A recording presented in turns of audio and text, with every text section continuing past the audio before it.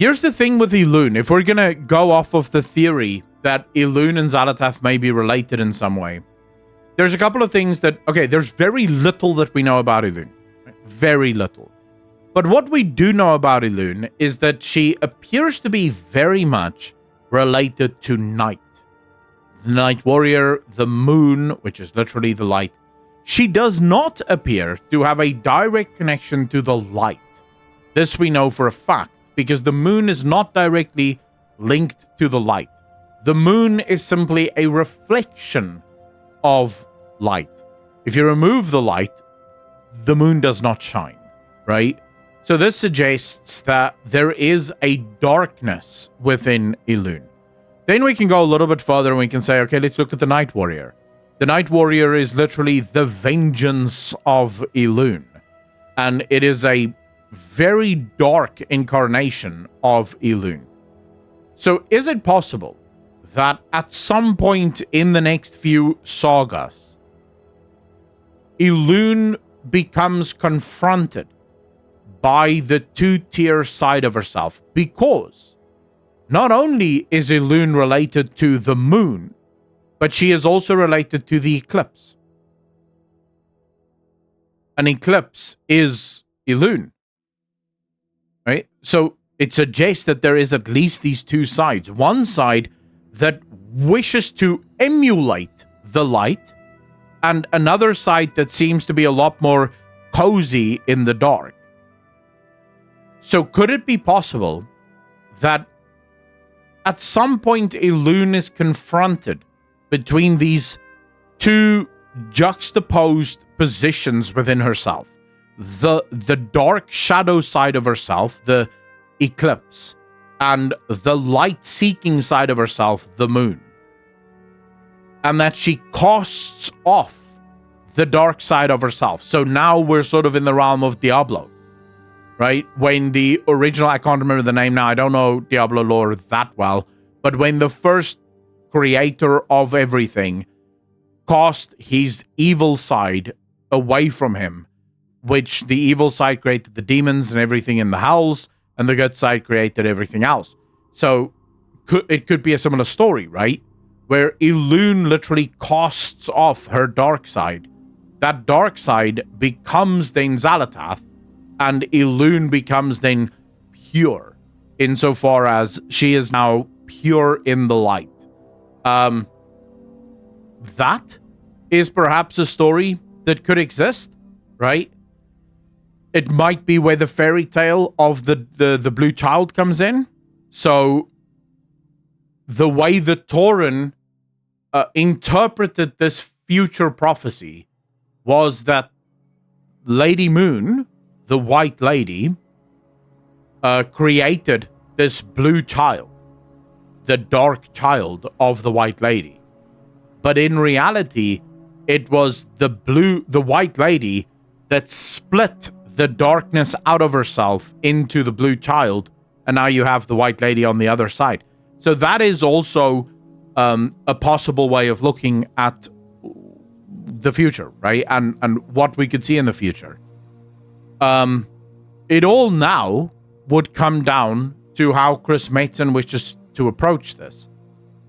If we go back to before Chris Mason left Blizzard, he was asked very directly about Elune, and Chris Mason made it clear he doesn't want to write about Elune.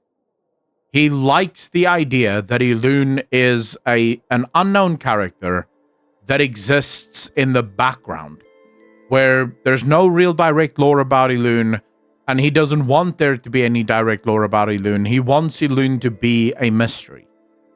Steve Denuser obviously followed a completely different path. Steve Denuser wanted to write about Elune, and one might make the argument that he did a lot of damage to Elune's character as a result of trying to write into Elune's story, because it had kind of...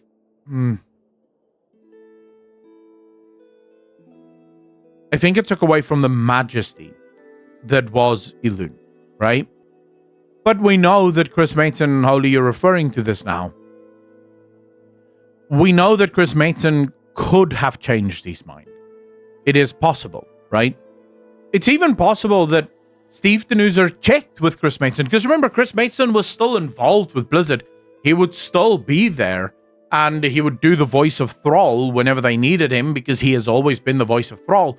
So it could be that Steve came to him and said, Steve, hey, I know you don't actually want to write about Elune, but we have this incredible storyline that we want to write with Elune. Would you be okay with that? And Chris Mason was like, yeah, sure, let's examine that. So it is possible that Chris Mason has changed his mind or his position on Elune. I'm stuck between a rock and a hard place on that, because on the one hand, us knowing so little about Elune really annoys the crap out of me. And as a speculator, I just desperately want to know more about Elune. But then on the other side, I really like the mystery around Elune because it creates so many possibilities. You can use Elune in almost any way, and it's all true because we have no proof of the other. So she's a fun character with how little we know about them. Now, you could write about Elune without revealing Elune. So you could confirm that Elune or Xal'atath is indeed the dark side of Elune and still not really reveal anything else about Elune. Because I'll challenge you guys with this. How much do we really know about Xal'atath?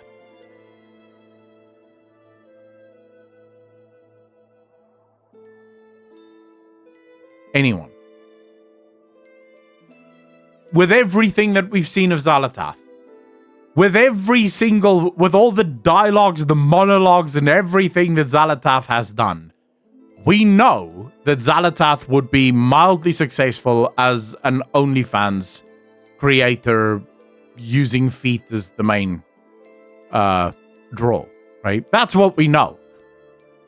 Outside of that, we don't know anything. We know she's very powerful. We don't know exactly the extent of that power. We know that she claims to have risen from countless empires, the ashes of countless empires. We know that she's kind of obsessed with our thirst for blood and destruction, but we don't know where she's from. We don't know who she actually serves, because up until now, it seems like she really is just serving herself. Like, it doesn't even seem like she's serving the Void Lords, because she seems to just be obsessed with her own shit. We could make the argument that she wants to defeat the Titans, but that would be imposing Iridikron's purpose onto Xal'atath, and there's no reason why Xal'atath isn't using Iridikron the same way Iridikron thinks he's using Xal'atath. So it is possible to turn Xal'atath and Elune into two sides of the same coin and still not really reveal much of either. And maybe that's the direction that Blizzard will go. So give us bits and pieces and allow us to sort of link things together, which is, by the way, the most fun way of doing it. And this is one of the reasons I've been so in love with the lore in The War Within, is exactly because of that. It feels like we're back in the glory days of Legion. Because in Legion, Blizzard would do this. If you think back to Legion, it was a jam-packed lore expansion, but almost all of the lore is given to you in a way that it's enough to satisfy a lot of your questions, but in so it creates a bunch of new questions. And then we speculate. For months, we speculate about this new lore. And then next patch comes out and it provides a lot of questions to some of our answers, but then creates a bunch of new questions on top of that. And then we speculate and we speculate and we speculate. And it's just, it's this cascade of more and more speculations. And it's people will immediately say, well, Akko, isn't that one of the complaints you had in Shadowlands, that Blizzard just keeps creating more questions? Yes, but the reason Shadowlands was such a bad expansion from a narrative perspective is because Blizzard kept creating more questions, and then the only time they would provide answers is when those answers were very unsatisfactory.